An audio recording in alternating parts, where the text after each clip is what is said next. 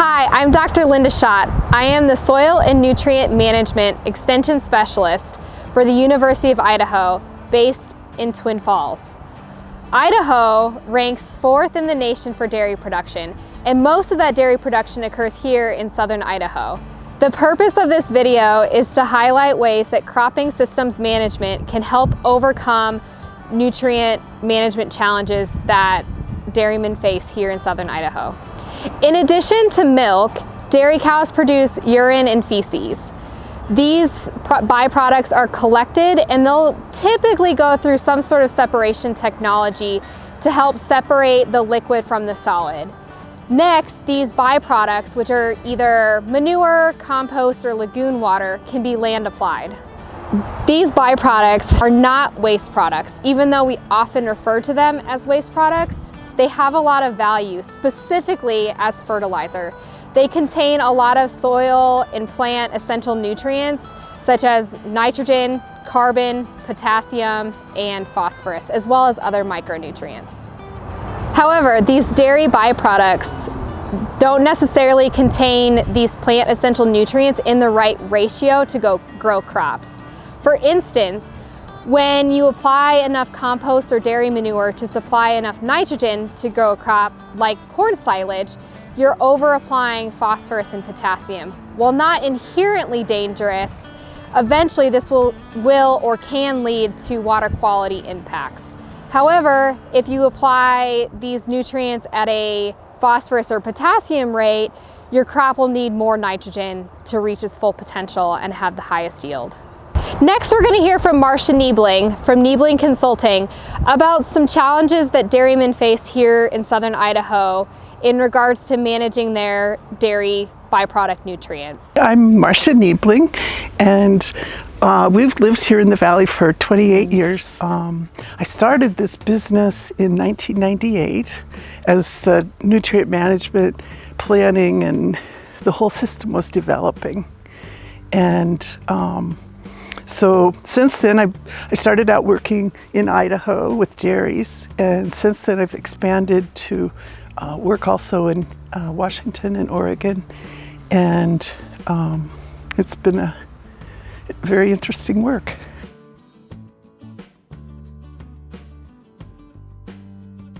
The biggest challenge that I see is that they have to figure out a way to distribute their manure so that it helps with crop growth but doesn't hurt surface water, groundwater, and the air. And that's a big challenge, especially for nitrogen and phosphorus and salts. Just to keep those all where you want them is a challenge.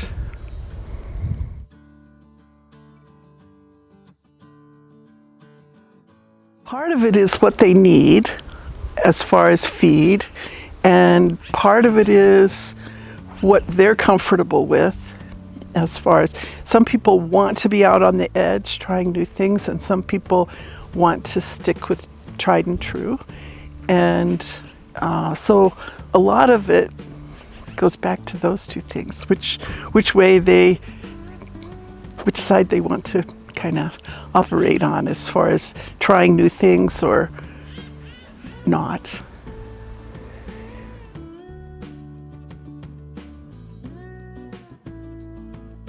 A lot of people grow triticale. Most dairymen at some point or other grow triticale, but with their corn. But people are doing more other things now. I've had people lately saying, well, the chopping is an issue for the triticale, so I'm growing barley. And it's a little easier to manage. Or, some people are doing sorghum Sudan grass and things like that. So. We also went to talk with Ed Openike with Openike Dairy about how he is putting these innovative strategies into practice. He's moved away from a traditional alfalfa corn silage rotation into a more diverse one to help address his nutrient management challenges. I'm at Openike in Mountain Home, Idaho. We have a dairy out here and milk about 2,500 cows. We have our replacements on hand, and we we're visiting today about our nutrient management and our crop rotation.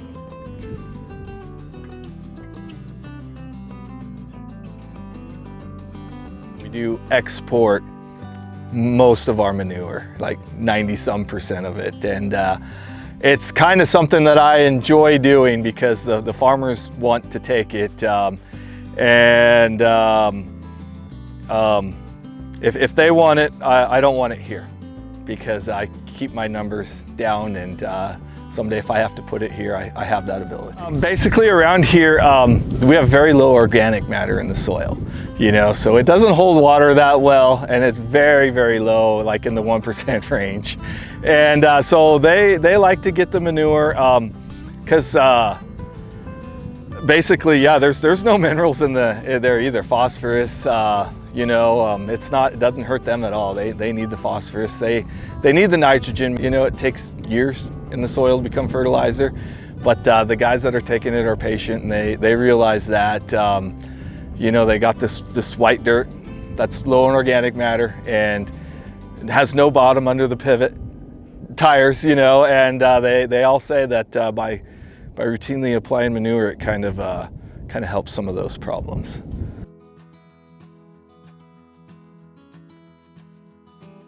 So every single year we've kind of been reevaluating because of the forage needs and the water issues. I think, you know, we get kind of back to where we need to be.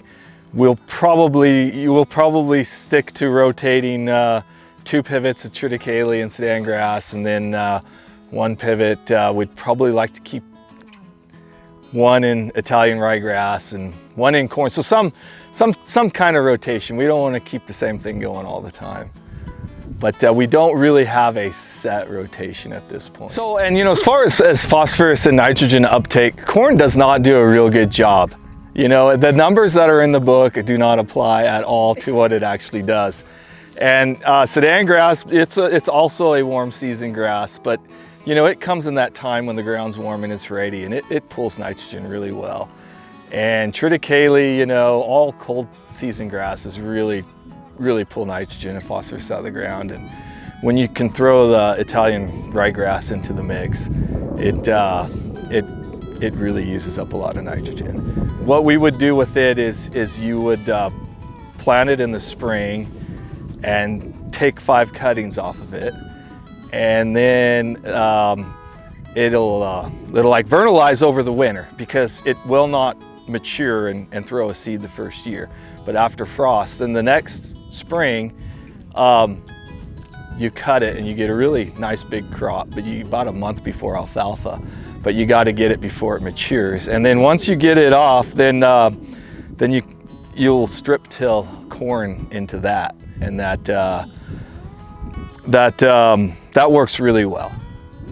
So, you know, the grass is there to kind of suppress the weeds, keeps the ground loose, you know, and then also, you know, the cool season grass, it really fixates the phosphorus for that corn. So that's a nice rotation too. But with the limited water, Italian ryegrass really likes water. With the limited water, we haven't grown any, but I anticipate growing some more, you know, next year. So it's a 1-year crop, year and a 5th crop. And it will make 10 tons of dry matter in a season. So it does compete with corn for forage yield.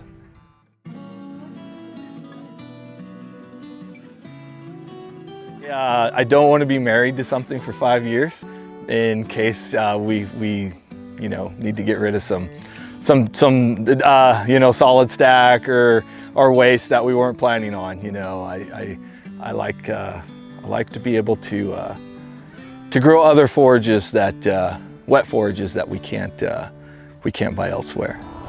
In addition to having a more diverse crop rotation, Openike Dairy has also adopted new irrigation technologies to help not only reduce their pumping costs, but also allow them to apply lagoon water in a more efficient manner.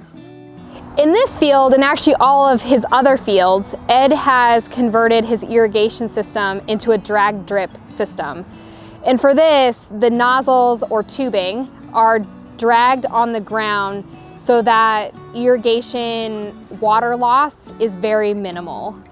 However, the openers on these are so small that it's difficult to put lagoon water through the system. So he's also incorporated these overhead sprinklers so that especially in the winter, he's able to apply lagoon water to his growing crop. As it converted, as we'd heard about it, then, you know, we did not have the nozzles. It was just, they converted it directly to drip. And we grew corn out here, and, you know, all the agronomists and everybody's like, you can't grow corn on, you know, 550, 600 gallons per minute on pivot. It'll never work, never work. And they kept coming out, and, you know, they were kind of shocked all year, and it ended up being, you know, a great crop. So we would generally will grow 2 triticale crops over the winter. So we spread our lagoon water in the fall and in the spring on those crops, and that's how we get our lagoon empty. And it takes up, we double crop those fields with sedan grass generally, so it takes up the nitrogen and phosphorus that we get put out on that. Dairy manure and compost are high-value fertilizers with a lot of worth. They are not waste products. By properly managing them, they can really help improve soil health metrics by including more carbon in the system, improve infiltration, provide plant available nutrients, reduce runoff, again, when properly managed. By critically thinking about their nutrient management and cropping rotations, dairymen like Ed Openike are able to maximize their forage production while also maximizing their ability to apply lagoon water, dairy compost, and dairy manure in a way that prevents accumulation of soil nutrients like soil phosphorus and soil potassium that may have a negative impact on water quality and crop production.